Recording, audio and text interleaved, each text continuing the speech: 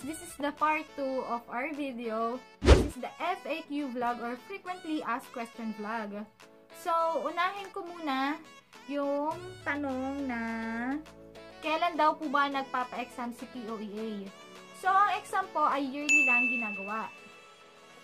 Ginaganap siya by March or April. Sa siya sa POEA ginaganap yung exam. Example is mga Sandeda, La Consolacion, ganyan. And then, magkano daw po ang bayad sa exam? Ang bayad po is 1,250 pesos only. So, ayun. And then, ang pagbabayad, paano daw? Ang bayad po is online. Via online din. So, magbibigay si POEA ng site kung saan ka pwede magbayad. And ang payment is land bank only. Land bank safe. Pero may nagsasabi na GCash pwede. Pero dun ka na sa land bank para safe. Kasi once na magbayad ka sa GCash at hindi ka naka-exam, hindi mo na yun mabakukuha. Hindi mo na yun mare-refund. So, sayang, pwede, land bank lang ang gamitin. Kung wala ka namang land bank account, pwede ka rin makigamit sa mga friends mo. And then, ano pa ba ang kalimitan tanong? About sa e-reg pala, meron na nga nagtatanong na ayaw daw mag-upload ng passport. Baka kasi yung size ng picture, kasi meron yung size nabibigay si POEA, baka hindi match yung size, yung dimension size and pixel size. Paki-correct lang na, i-edit mo lang yung mga size nila and then surely may upload mo yan. Ano pa ba ang problema sa e-reg? Minsan, pag nag-e-reg, kasi sa kanila last time, ano ba nangyari sa e-reg? Yung about sa birthdays, ano ba nangyari nun? Nagbabago yung birthday. Halos araw-araw nagbabago yung birthday. Nag-a-adjust siya na automatic kahit iset mo sa birthday mo. Nag-a-advance or nade-delay yung birthday mo. Okay lang yun kasi bago ka makapag-exam, maayos yun. Lagi mo lang ding i-update. Wala magiging problema. Huwag tayong mataranta, guys. Kasi POEA nag-aayos nun eh. Kahit mag-exam ka na, ibang apelyido mo, ayusin nila ng POEA bago ka makalis. Truth. So, don't worry na mga guys. Magkano daw po ang aking nagastos? Ang aming nagastos. So, ang gastos po ay kanya-kanya. Kanya-kanyang bayad lahat. Ang kalimitan namang binayaran lang dito is medical. Depende sa, ang presyo is depende sa clinic. Magkano ba yung latest na payment? 24K.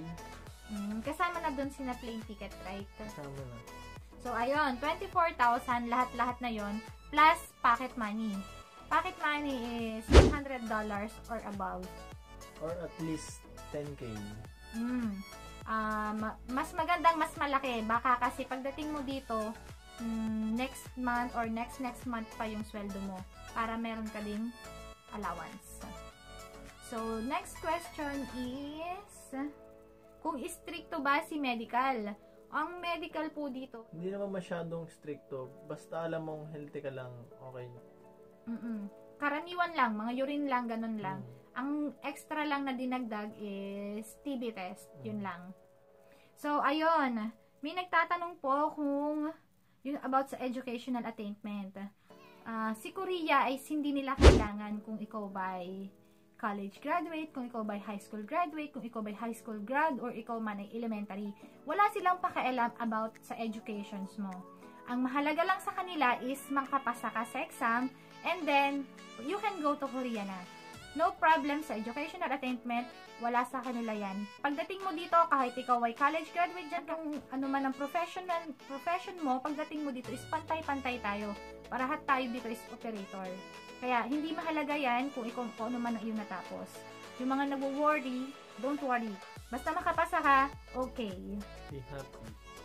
And then, hindi mo rin kailangang maging matalino para makapasa ng exam. Ang kailangan mo is maging masipag at matyaga, mapagpasensya. Dahil hindi ganon kadali ang pag-aaral ng iba nating lengguwahe.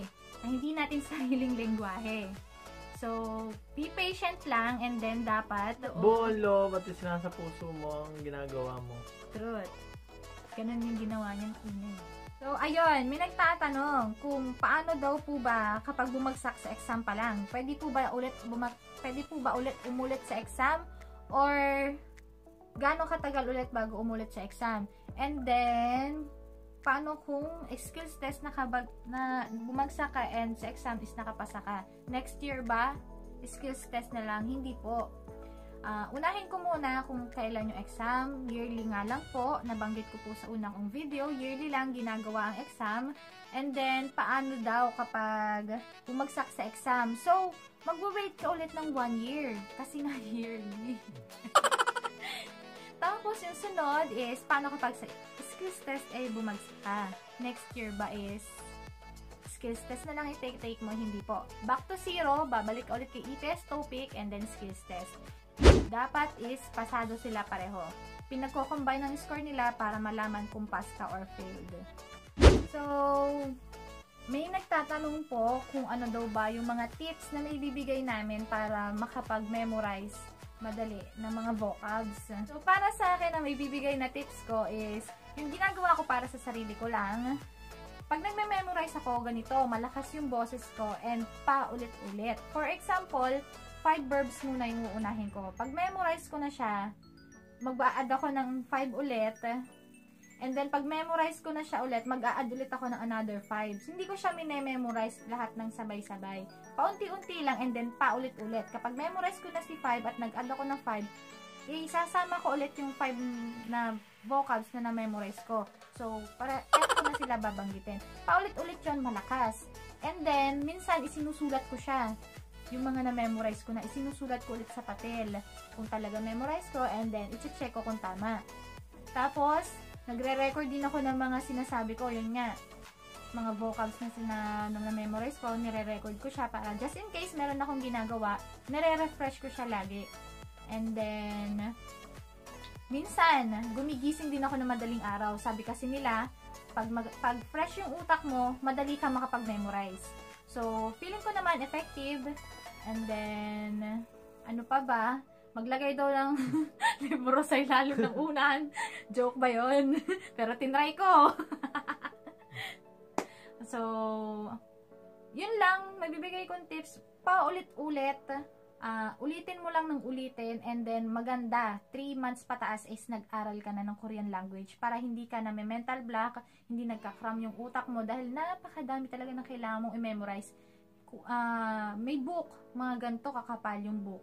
So, 3 months above, kailangan nag-aaral ka na para sure, makapag-memorize ka na madaming vocabs, sure ako pasado ka. So, ano daw po ba ang age limit? So, ang age limit po dito is 18 years old to 38 years old.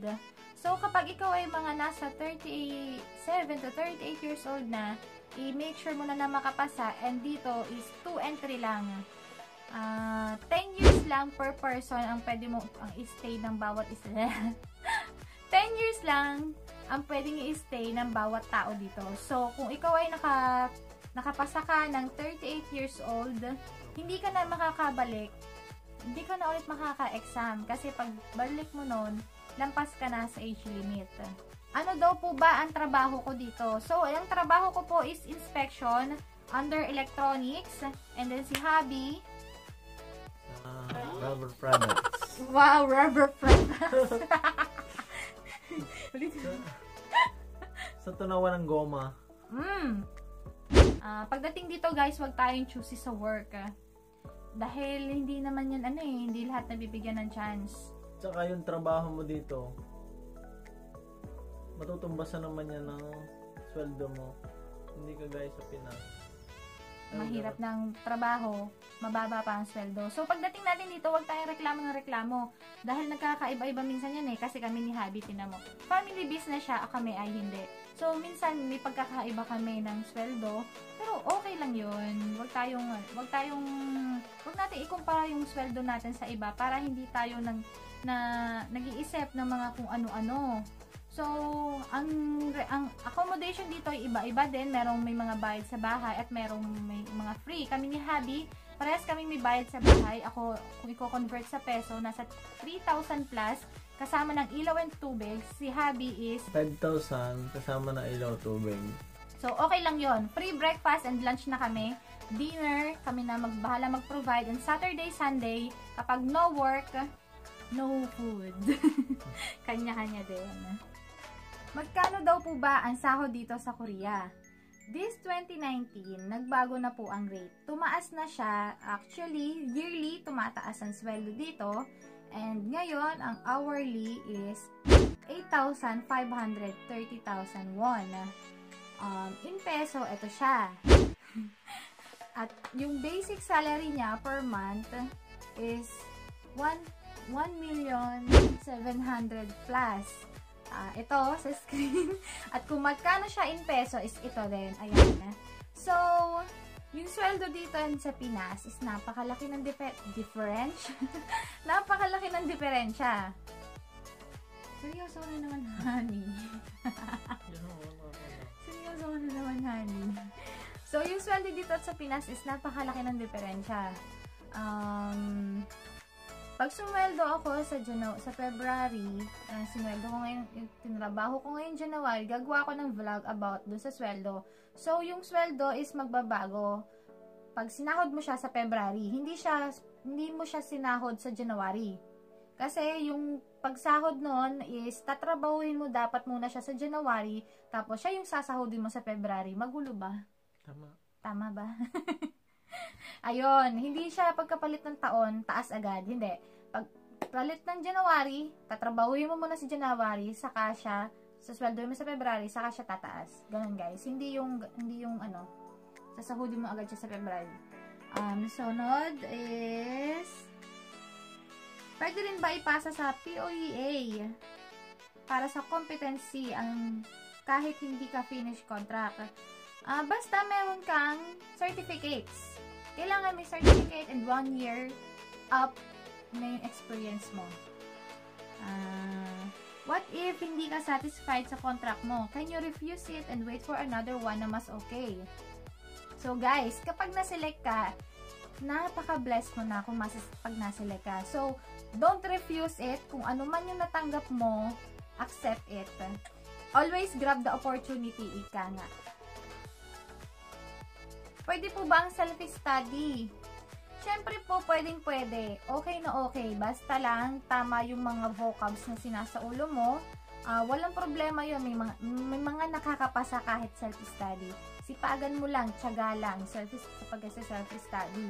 Self-study man or schooling, nasa sayo pa rin kung papasa ka. Pero, may papayo ko lang, mag-schooling ka kasi mas malaking chance mo makapasa. So, what are you waiting for? Guys, kapag yung pagbagsak natin, hindi naman natin yung mga pagbagsak sa exam, hindi natin siya dapat isisik sa kahit sino. Sa teacher, sa school, hindi natin siya pwedeng isisi doon unless talagang walang kwenta yung tinuro nila. Ang pwede nating sisihin doon is yung sarili natin kasi tayo yung nag-aral, tayo yung nag-exam, hindi sila. So, kailangan talaga mag-aral tayo mabuti. Biruin mo, isipin mo, yearly lang yung exam. Once na bumagsak ka, maghihintay ka ulit ng next year para mag-exam. O diba? Paano kung next year? Bawa next year nakapasa ka. O diba? Sinayang mo lang yung 1 year last year. So, kung kaya mo ipasa siya, ipasa mo na. Wag mo nang hintayin pa yung isa pang taon, maghihintay ka pa ulit. So, ayun guys, lagi lang tayo mag-focus. Magsipag, magsunog ng kilay, malapit ng exam, laging magdasal, unahin lagi natin si Lord sa lahat ng mga ginagawa natin at sigurado ako na gagabayan ka niya. So, hanggang dito na lang guys. Kung may iba pa kayong katanungan, pwede nyo kaming i-follow sa Facebook page namin na Team Kalalo.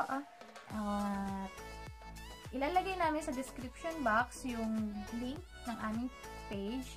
And then, pwede kayong mag-chat or comment na lang dito kung may iba pa kayong mga katanungan. So guys, bye-bye na!